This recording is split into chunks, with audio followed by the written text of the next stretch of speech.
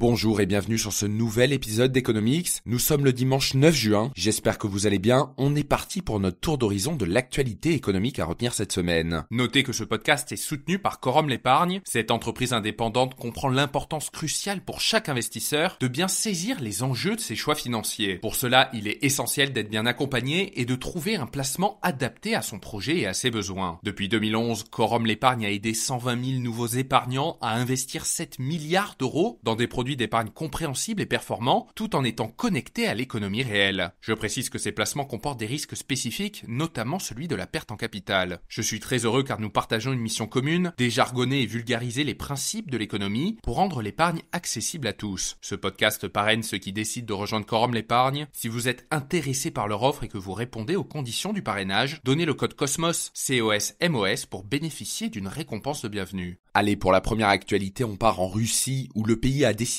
d'augmenter les impôts pour financer son conflit en Ukraine. Alors bien que le pays ait brillamment réussi à réorienter ses exportations d'avant-guerre, d'énergie fossile, de pétrole, de gaz et de charbon vers l'Asie et le Moyen-Orient, cela ne suffit pas pour faire face aux dépenses militaires. En fait, en 2023, les dépenses militaires de la Russie représentaient 16% des dépenses totales du gouvernement, soit 5,9% du PIB, ce qui a permis et permet toujours à l'activité des usines d'armement de tourner à plein régime. Des dépenses qui sont loin d'être compensées par les recettes, puisque le déficit du pays s'élève à 73 milliards de dollars sur 2 ans. Le ministère russe des Finances a donc annoncé qu'il allait augmenter les taux d'imposition pour remplir les caisses de l'État. Alors que jusqu'à présent, le taux d'imposition sur le revenu en Russie s'élevait à 13% pour les personnes gagnant moins de 55 850 dollars par an et à 15% pour celles qui gagnent plus, à partir de 2025, le taux d'imposition débutera à 15% et augmentera progressivement jusqu'à 22% pour les Russes déclarant plus de 500 000 dollars de revenus par an. Augmenter les impôts est également un moyen de lutter contre la surchauffe de l'économie. Avec beaucoup plus d'argent entrant dans l'économie, les prix ont augmenté ces derniers mois. L'inflation reste obstinément élevée en Russie, avec une inflation qui a atteint 7,8% en avril dans le pays. Pour la deuxième actualité, on s'intéresse à Shein, qui va lancer en France une plateforme unique en Europe.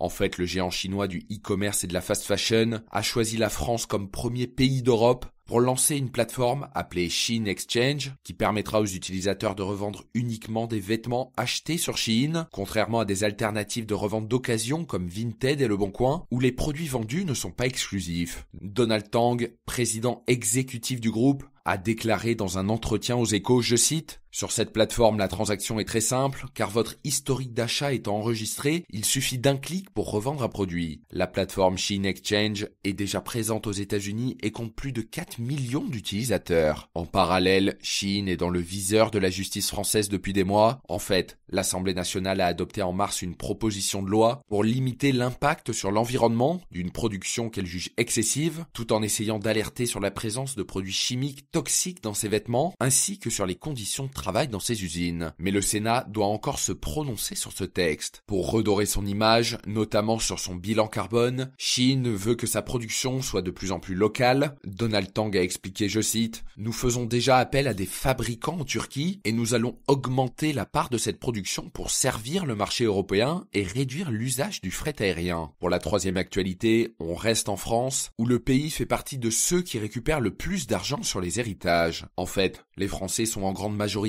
contre l'impôt sur les droits de succession. Dans un sondage réalisé par Opinionway, 80% des Français de plus de 45 ans sont contre les droits de succession, 75% estiment que le patrimoine a déjà été assez imposé durant la vie de la personne et 49% jugent qu'on paie déjà suffisamment d'impôts en France. Et il faut dire que la France n'y va pas de main morte pour faire les poches des citoyens au moment de l'héritage. En fait, le taux d'impôt peut atteindre 45% entre parents et enfants à partir de 1,8 million d'euros et il est de 20% entre 16 000 et 555 000 euros après un abattement de 100 000 euros. À titre de comparaison, le taux est de 4% en Italie après un abattement de 1 million d'euros et il faut un patrimoine de 26 millions d'euros en Allemagne pour atteindre une tranche à 30%. Chiffre très révélateur, les successions représentent 0,7% du PIB en France contre seulement 0,2% pour la moyenne européenne. En Australie, l'impôt sur les successions a été aboli en 1979, au Canada en 1972, en Suède en 2004, et dans ce pays, malgré l'absence de cet impôt, le pays jouit d'un des plus faibles niveaux d'inégalité sociale au monde. Il n'existe pas de droit de succession au Portugal, en Autriche, en Norvège ou encore au Luxembourg. Bien souvent, l'idée derrière cet impôt est de réduire les inégalités de richesse, mais force est de constater que ces pays ne sont pas plus inégaux que la France. Pour réduire les inégalités, il convient de s'assurer d'une instruction de haut niveau, de permettre l'accession à un logement décent, ou encore d'offrir l'accès universel aux soins. Pour la quatrième actualité, on s'intéresse au nombre de riches qui n'ont jamais été aussi nombreux dans le monde. En fait, les personnes qui détiennent plus de 1 million de dollars, sans compter la résidence principale, ont augmenté de 5,1% en 2023, selon une étude publiée par Capgemini cette semaine. Leur fortune cumulée a elle aussi augmenté, avec un patrimoine total estimé à 86 800 milliards de dollars, soit une hausse de 4,7% par rapport à l'année précédente. En nombre de personnes concernées et en fortune, il s'agit de 2 records depuis que Capgemini a commencé à publier cette étude annuelle en 1997. Alors cette envolée s'explique principalement par la hausse des places boursières dans le monde l'année dernière. L'indice Nasdaq américain s'est envolé de 43% et le S&P 500 de 24% en 2023, pendant qu'à Paris, l'indice CAC 40 a pris 16% et le DAX à Francfort 20%. L'Amérique du Nord a connu l'an dernier la plus forte progression en nombre de particuliers millionnaires, avec une hausse de 7,1%, ainsi qu'en fortune à plus 7,2%, devant l'Asie-Pacifique et l'Europe. Face à l'augmentation du nombre de personnes fortunées, plusieurs institutions plaident pour un impôt minimum mondial sur les hauts patrimoines. Typiquement, au G20, le Brésil et la France poussent pour un impôt qui pourrait rapporter 250 milliards de dollars supplémentaires par an si les 3000 milliardaires de la planète payaient au moins l'équivalent de 2% de leur fortune en impôt sur le revenu. Une proposition toujours en discussion à l'heure actuelle. Pour la dernière actualité, on s'intéresse à la Commission européenne qui va entamer les négociations d'adhésion de l'Ukraine à l'Union européenne. C'est ce que nous a appris le Financial Times ce vendredi, qui va demander à devenir membre de l'UE dans les semaines qui ont suivi l'invasion à grande échelle de la Russie en 2022 et a obtenu le statut de candidat quelques mois plus tard. Mais alors qu'est-ce qu'impliquerait une adhésion de l'Ukraine à l'Union européenne ? Déjà, cela aurait une conséquence sur le fonctionnement de l'UE. En fait,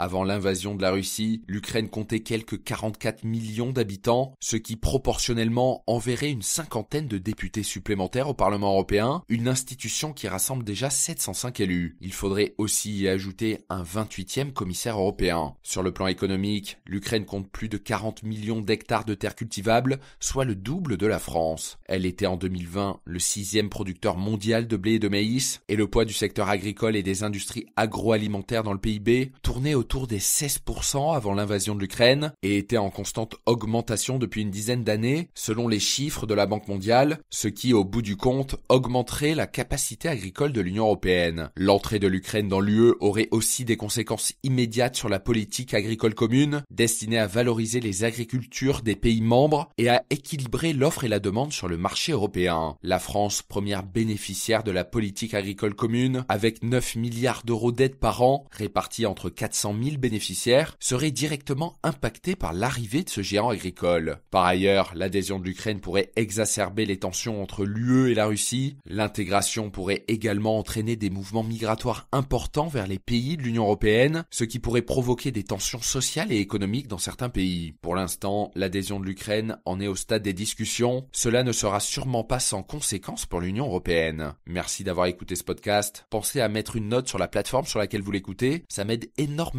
à faire connaître ce podcast à de nouvelles personnes. Merci et on se retrouve dimanche prochain pour un nouveau tour d'horizon.